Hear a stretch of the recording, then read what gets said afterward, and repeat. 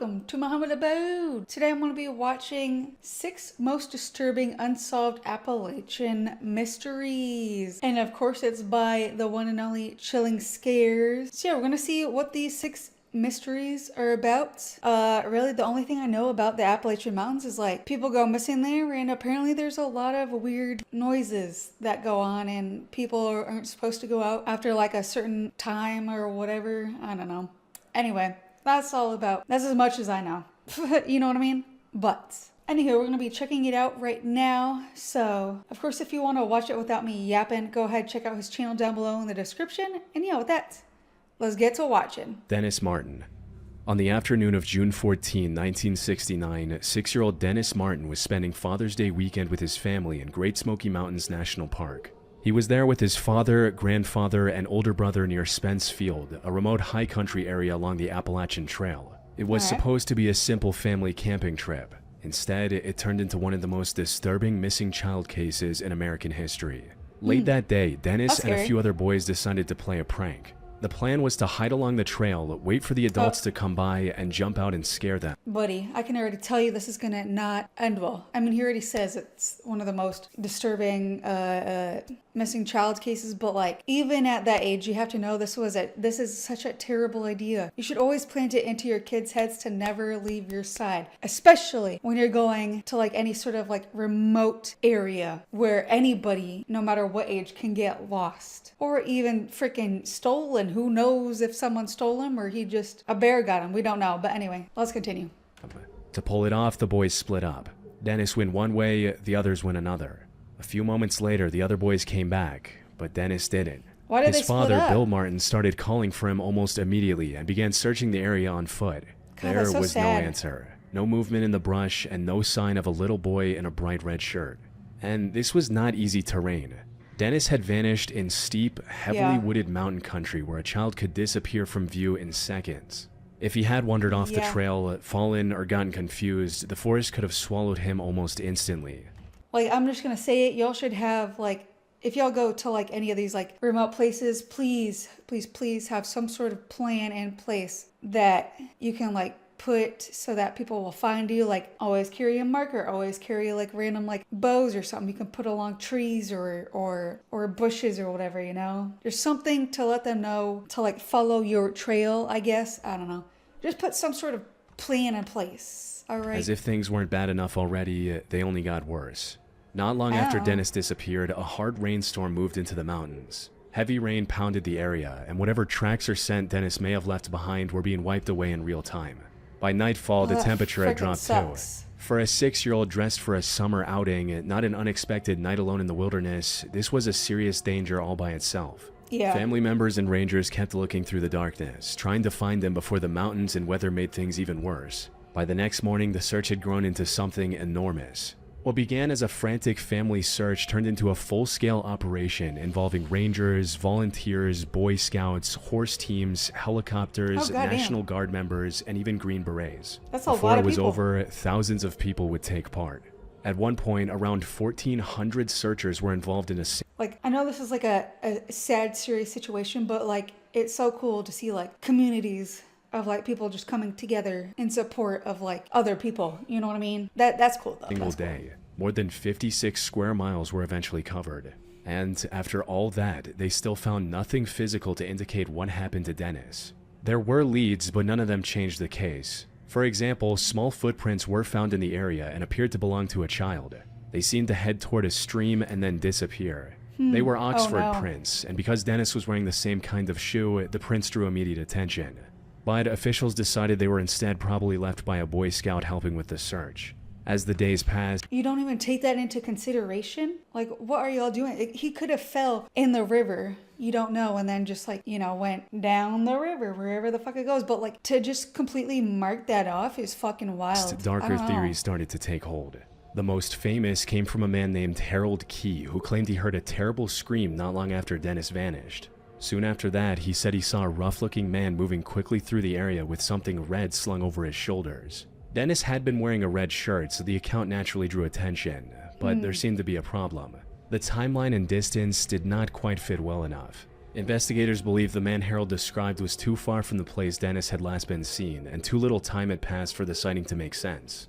Both park rangers and the FBI ultimately concluded there was not enough to connect the account to Dennis's disappearance. Still, the abduction theory never really died. Dennis's father believed his son had been taken, and a lot of people understood why. A child vanishes in broad daylight, and an enormous search follows, yet not one trace of him is ever found. Officials, however, lean toward a different explanation. They believe Dennis most likely became lost and died somewhere in the wilderness soon after disappearing. It is the least dramatic theory, but it may also be the most likely. I mean, kinda. An animal attack has also been suggested over the years, usually involving a bear or feral hog, though that theory has always had its own problems. No blood was found, no torn clothing, no obvious sign of a violent encounter. By June 29, the active search was called off. The volunteers were exhausted, leads had dried up, and the mountains had given up nothing. Dennis Martin was never found. Damn, that's so sad. He looks so, like, sweet, you know? So wholesome. But, like, so they, like, wrote off the whole shoe thing near the river because they thought it was a Boy Scout with no, like, proof. Like, really? And then they write off the man who said he heard screaming right after he disappeared, or, like, I guess try to hide or whatever. And a man walking away with, like, something red slung over his shoulder, and you don't go visit that? You don't even try to visit that? Like, listen, yeah, he could be far away, but, like, he could have ran. You never know. Like, you don't know how he got to that point, or it doesn't mean he stole or kidnapped the kid. As soon as the kid, like, went to hide, the kid probably could have wandered off, disappeared, and, you know, was lost in the forest. That person found him, slung him over his shoulder, and then was already close enough to where he was last seen, which they think, instead of being in the middle, he was this all the way here, so the timelines got messed up. Do you know what I'm trying to say? I don't know, but anyway, that I guess that could be a theory. Or, I mean, he could have gotten dragged away by a bear, but he also could have, you know, got dragged down away with the river. It would have been nice if they actually did their jobs and, you know, kind of like went out, not even went out of their way, do their job, do their due diligence. Just go with the leads and then figure it out from there. But, like, they didn't even try and do that. That's sus. That's a bit sus to me that they didn't even bother. They just wrote it off. That's definitely a bit sus. But anyway, sad, man. Scott Lilly. Scott Lilly was not the kind of person most people would expect to see tackling the Appalachian Trail.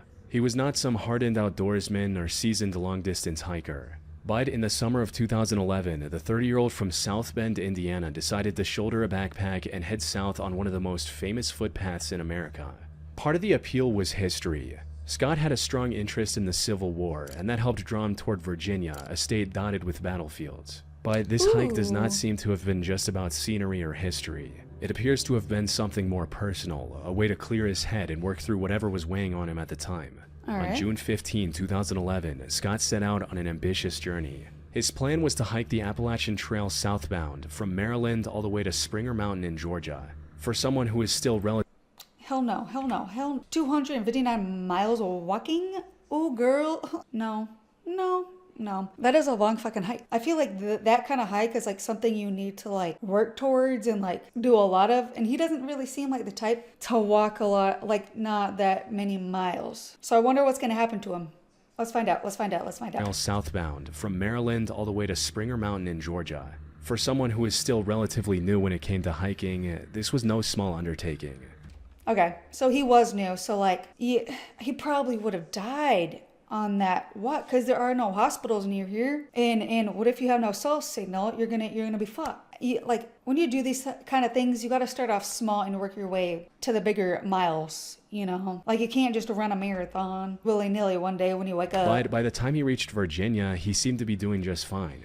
He had made his way into the mountains of Nelson County and taken on a stretch of trail near the Priest, a rugged area where the Appalachian Trail climbs above 4,000 feet. By then, he may have felt like he had found his rhythm. Fucking high, dude. Somewhere around July 31, things went quiet. That was the last point at which anyone is known to have seen or heard from Scott. What investigators believe is that Scott may have been heading toward Cow Camp Gap Shelter, a well-known, community-used, simple wooden structure along the trail. That would have made sense. The Cow Camp Gap was a logical next stop on his journey. From there, he may have planned to continue into Buena Vista, a small town along the trail with supplies. Buena If that was his Vista. plan, there was nothing unusual about it. That is how life on the Appalachian Trail works. Hikers move from one shelter area to the next. That And makes sense, 'cause sometimes, there's really because nothing everyone there. is spread out and moving at their own Huh? pace, people disappear from each other's view for hours or even days without it seeming alarming at first. It is a very Exactly. You have to be careful. One wrong misstep, one wrong turn, you're lost for fucking ever unless you know where the fuck you were. Which I guess most people wouldn't. But yeah, anyway, just be careful when you're hiking. Anywhere. But especially in the Appalachians, I guess. very isolating place. So, for a while, Scott's absence may not have looked like a crisis. Yeah. But somewhere But in that's that scary, ordinary though. gap, something went terribly wrong. Good On lord. August 12, 2011, nearly 2 weeks after Scott was last known to be on that stretch of trail, a group of hikers made a horrifying discovery near the side trail leading to Cow Camp Gap Shelter. They found a body in a shallow grave. It was Scott Lilly. Right away, it was obvious this was not a simple wilderness death. Yes, it wasn't, because he was buried in a shallow grave. Somebody killed him and buried him very shallowly. Why shallowly, though? To hide the body when people would literally fucking find him? I don't know. Let's find out. Someone had tried to hide what Continue. happened to him. Not very well, but enough to delay discovery. Investigators believe Scott had likely been dead for around 12 days by the time he was found. Oh, That shit. meant he had probably died not long after the last known stretch of his hike near the Priest in late July. And the location only my made the God. case more unsettling. Cow What? Camp Gap was not some foreign corner of the mountains. It was part of a well-used recreation area. Hikers passed through it. Campers even used it. It was secluded enough Oh. for someone to hide a body, but not so remote that no one would ever come across it. That Okay. meant whoever put Scott there either took a major risk or felt comfortable doing it. I'm Months saying, later, investigators released one of the case's most disturbing details. In January 2012, the medical examiner officially ruled Scott's death a homicide. His Well, no cause of shit. death was asphyxia by suffocation. Oh, that Some fucking of his sucks. belongings were also I'm missing sorry, man. and never recovered. Among them were his That's backpack, horrible. his relatively new trail shoes, a Nintendo game, and an Appalachian Trail handbook. That immediately raised the obvious question. Was Scott killed for his gear, or were those items taken for some other reason entirely? Investigators never publicly gave a clear answer. Because the killing happened on federal land, the FBI took charge of the case. They worked alongside National Park Service Rangers, U.S. Forest Service officers, Virginia State Police, and local authorities. Agents and officers collected more than Damn. 100 pieces of evidence. They covered more than 270 miles of trail. They conducted That's a 83 long interviews of time. hikers in the area at the time across multiple Wide. states and even in 2 foreign countries. 1 year after Scott's murder, the FBI even announced a $10,000 reward for information leading to the arrest and conviction of his killer. But despite all of that, But you're not the gonna find case anyone, never broke though. open. No suspect was publicly identified and no final timeline was established. It was never found out Wait. exactly what happened to Scott Lilly in his final hours on the trail, which sparked much speculation. Wait. Some seem to paint the area around Cow Camp Gap as an area crawling with dangerous mountain recluses or hidden predators waiting just off the trail. But that image does not really hold up. This was a well-used area and not some lost world cut off from everyone. I mean, the animals there certainly fucking wouldn't have just killed him by asphyxiation and then buried him in a shallow grave. And that may be one of the creepiest parts of all. He disappeared along a route hikers used all the time. Then, somewhere in that stretch of Virginia backcountry, he crossed paths with the wrong person. And Yeah. exactly what happened next has hell? remained unknown to this day. God, that's so sad. But I was thinking, no other details have been said or confirmed because the case went cold. But you would think there would be fingerprints all over his back or his body, or somehow he would have maybe scratched the person. How are his prints, whoever the killer is, not all over his body or his bag? Where did the shoe prints go that he was, walking around? Maybe you could find him with that. I don't know. But it is a place where people, hikers go to hike all the time. So this killer knows that people will stay here all the time, which means it is a hunting ground for serial killers. And it's so fucking far out of the way. Like, he knows most likely he will not get caught as long as he doesn't leave, you know, his fingerprints behind. I guess fucking so. I don't know. But like, how creepy is that though? You're just trying to live your life and go on a damn hike and enjoy the nature, and then some absolute wacko comes and just kills you. That's horrible, man. That really is. When you're going on hikes, please do not go alone. Ever, ever, ever, ever. Do not go alone. Bring someone with you, and also bring a weapon of some sort for protection for any reason. All right? All right. Derek Luking. Before Derek Luking disappeared into the Great Smoky Mountains, a section of the Appalachian Mountains in March 2012, the people closest to him had already started to feel like something was wrong. In the months leading up to his disappearance, his father noticed changes in his 24-year-old son. Derek had started drinking and smoking, which his family considered unusual for him. Oh, no. He also seemed unhappy with where his life was heading. The mystery began on March 15, 2012, when Derek did not show up for work. No one could reach him as calls to his phone went unanswered. A mutual friend eventually alerted his roommate, Ryan, and from there the concern escalated fast. Ryan contacted Derek's family, and the Lukings drove through the night from Virginia to Tennessee. Once they arrived, they started digging through anything that might explain where he had gone. On Derek's computer, they found searches related to Great Smoky Mountains National Park. They also found a hotel reservation. That meant Derek had not just disappeared at random. He had made some kind of plan. And for whatever reason, that plan had led him toward the North Carolina side of the Smokies. But why? Maybe he just needed to that get was out. the question hanging over everything. Because maybe he just needed to get out and have a little hike, get out in nature. Because apparently nature is one of the greatest, what is it called? Like, what the fuck am I trying to say? It's like, it like helps with your depression or whatever. Like, helping you kind of like, I guess, clear things up in your head. Something to that effect. You know what I'm talking about? From the beginning. Anyway. 2 days later, on March 17, surveillance footage captured Derek leaving the Microtel Inn and Suites in Cherokee, North Carolina at around 4 o'clock in the morning. He was carrying only a day pack. That was the last confirmed sighting of him. After that, Derek effectively walked out of view and never came back. Inside his hotel room were details that only made the case stranger. His family found a Bible on the bed and a liquor bottle on the floor. It suggested he may have been wrestling with something emotional, spiritual, or both. Later that same morning, around 8:30, Derek's white Ford Escape was found at Newfound Gap high in the Smokies, near the Tennessee-North Carolina line.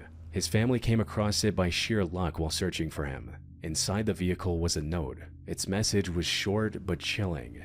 "Do not follow me." But despite this note, people did, because by that point, the case no longer looked like a man taking... Yeah, I mean, at that point, you kind of got to know that, like, if you have a note that says that, people are going to go looking for you. So, like, I don't know, that's kind of weird. Or maybe he left it saying, "Don't follow me," but in the back of his mind or heart or whatever, he does want people to go looking for him. Just in case, you know, he changes his mind or whatever. About whatever it is he may or may not do. We don't know. A private trip. It looked like a disappearance headed towards something much worse, and what investigators found inside the SUV only deepened the mystery. Derek had bought a surprising amount of outdoor gear. There were maps of the national park, a tent, a sleeping bag, food, cord, cutting tools, lights, and other survival items. It looked like the setup for a serious wilderness outing, but there was one major problem. Derek had left most of it behind. His wallet and cash were still in the car too. The scene made almost no sense. If he meant to survive in the backcountry, why walk away from the very gear that would have made that possible? Was he taken as soon as he left his car, I wonder? This contradiction has haunted the case ever since. Maybe Derek only planned to take a short walk and return for the rest of the stuff. Maybe he was trying to imitate the stripped-down survival style of Man vs. Wild, a show his family said he liked. Maybe he never had a coherent wilderness plan at all. He wouldn't have bought the shit if he did that. Maybe someone else entered the picture after he arrived at Newfound Gap. That's Search and rescue teams soon moved into the area. About 60 people and 3 dog teams took part, covering more than 70 miles of trail around the parking area.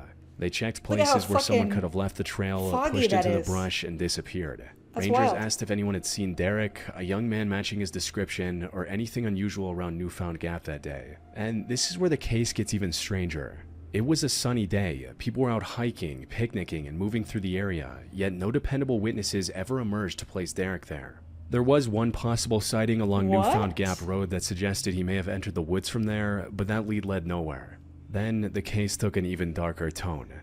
Around the same time Derek vanished, another young man disappeared in the same general area of the Smokies. His name was Michael Giovanni Cacchini. Friends last saw him on March 18, 2012, just a day after Derek was last captured on surveillance video. During the How? search for Derek, rangers found Michael's abandoned vehicle parked along a walkway off Newfound Gap Road. It was an odd place to leave a car overnight, and not the kind of spot where someone on a normal hiking trip would be expected to begin a backcountry trek. Yeah. Like Derek, Michael was heavily searched for and not What the found hell? during the initial effort.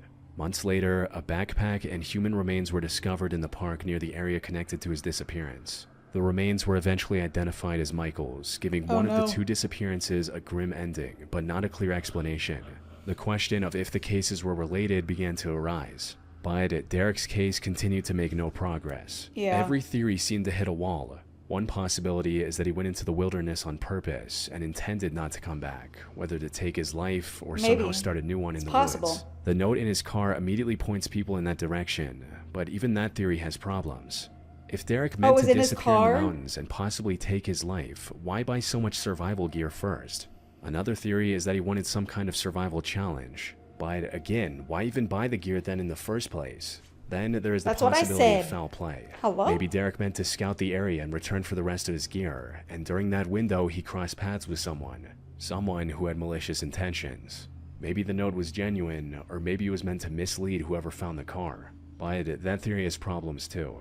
There is no body, blood, torn clothes, confirmed witnesses, or any definitive sign of an attack or abduction. More than a decade later, Derek Liu King is still missing. Damn. All right. Well, I don't think he's ever going to be found again, unfortunately. But my feeling is someone fucking took him in his car. Like, what if it was someone who just completely took him from where he parked his car, you know, like kidnapped him and shit, and then wrote a note. And it, like, just so happens that, you know, unfortunately, maybe he did have this breakdown, but it was just like a series of coincidences that led up to, like, this person being able to get away with taking him. But also we'll never know because he's still missing. And again, I don't think, you know, we're gonna fucking find him. That's so scary though. Like, these are all such scary, like, things to, like, go missing and then never be found. And then your family's never gonna have answers. Like, good Lord. Terrifying. Louise Chaput. Louise Chaput was the kind of person people remembered fondly. She was 52 years old, a mother of two, and by all accounts, deeply compassionate.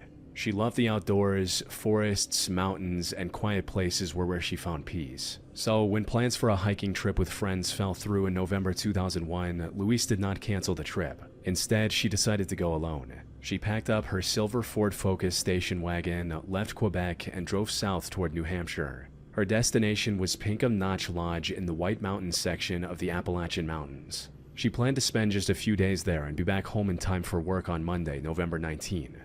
It sounded simple enough, but the place she was heading toward had a reputation of its own. Mount Washington is beautiful, but it's also notoriously dangerous. The area is known for brutal weather, lethal cold, and conditions that can turn deadly with almost no warning. Louise knew that. She had climbed Mount Washington before and had grown up hiking and skiing. She crossed into the United States through the state of Vermont shortly before noon on Thursday, November 15. By mid-afternoon, she reached the visitor's center area. Louise stopped in and asked where she could take a short walk to stretch her legs after the long drive. She wanted something easy and brief to kick off her multi-day trip, something she could finish before dark. The clerk directed... Easy and breezy? No, that shit is not easy and breezy, girl, at all. Like, let's be real. This is not for the faint of heart or for, like, the very, like, newbie hiker beginners. You know what I'm saying? Directed her to Lost Pond Trail. It was just across the road from the lodge, a major fact that makes her case so unsettling. Louise had not set out on some extreme backcountry adventure. This was just a short walk. But somewhere between that simple plan and the end of the day, but still Louise Appalachian. vanished. When she failed to return to Quebec and did not show up for work on Monday, alarm bells went off. Her boyfriend contacted authorities in New Hampshire and the search began. Their immediate thinking was the weather played a part. And at first, that assumption made perfect sense. Louise had gone alone into a mountain region famous for harsh weather, steep terrain, and sudden danger. In late November, even a short walk can become serious if someone slips, gets turned around, or spends too long out in the cold. Everything about the setting pointed in that direction. But the searchers would soon find one important clue. Louise's silver Ford Focus station wagon was still in the visitor center parking lot. The search unfolded in exactly the kind of conditions that make the White Mountains so feared. Dozens of people from the New Hampshire Fish and Game, Mountain Rescue Services, Androscoggin Valley Search and Rescue, and the U.S. Forest Service headed into the area. They were met by high winds, blowing snow, and bitter cold. Wind chills dropped well below zero. If a missing person is injured or exposed in those kinds of conditions, every hour counts, but the first day produced nothing.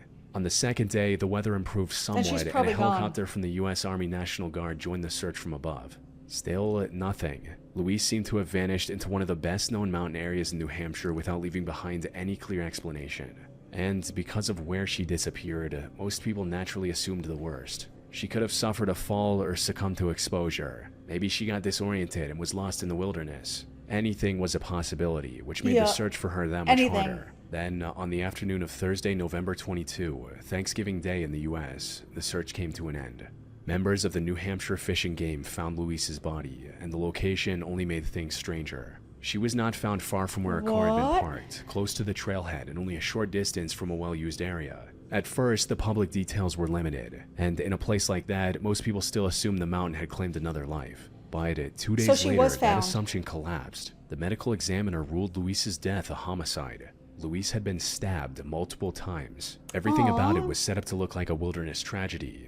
A solo hiker, a dangerous... How is multiple stabs gonna look like a fucking trail hike accident? Like, y'all gotta... What a fucking dumbass. I'm like, all... Like, this... Like, these kind of things are breeding grounds for serial killers. Please do not hike alone. Mountain range, bad weather, but what looked like a missing hiker case turned out to be a murder, and no suspect was ever identified. More than 2 decades later, her case is still unsolved. I mean, how do they not find the killer, though, if you have, like, knife wounds in her body? I don't know, that's just something I'll never understand. Like, you would have to get, like, really close to her and, like, stab her, and then the person would have to, like, grab her and shit. Well, I guess they would be wearing coats, right? Because she was coats and gloves, because it was like snowing and storming and shit. But like, God, that's awful. But like, why? I mean, that's always the question, though, isn't it? When like dealing with like murderers and shit, why do they do what they do? And most of the time, or a good chunk of time, we'll never know. And that's just the truth of it, unfortunately. But yeah. Anyway, so these were just some of the 6 missing Appalachian unsolved mystery thingy mabobs by Chilling Scares. If you want to watch the rest, go ahead and check out his channel down below in the description. And yeah, hopefully you all enjoyed this video. Let me know down in the comments what you all thought of this video and what you all think could have happened to all these missing people. And yeah, hopefully you all enjoyed this video. But with that, like it, dislike it, but at least subscribe.